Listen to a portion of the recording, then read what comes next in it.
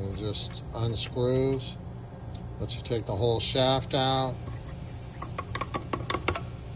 Once you get the shaft, now you can replace this O-ring, and that's the only thing that can possibly go wrong with it. Yeah. So you can replace that O-ring after years and years and years, put the new O-ring in, and it'll be as good as new. Okay, so we've cleaned out the inside so that it's all nice and clean, and we use lavish amounts of grease on it.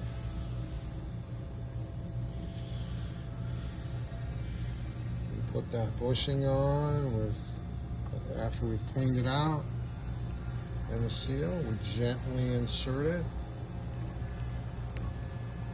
Goes right in.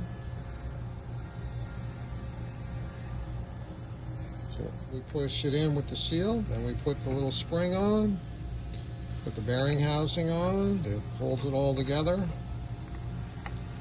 You just screw that on. Then we put the bearing housing in after we put the spring in. That's frustrating. Let me get on first.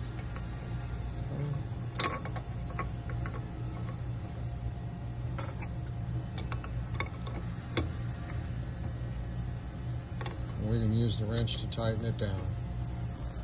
All right, so we take the pin, push the pin through.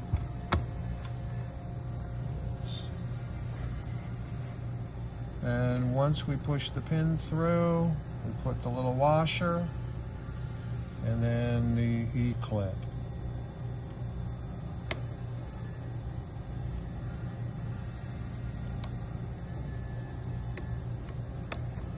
All right, that's it. It's done.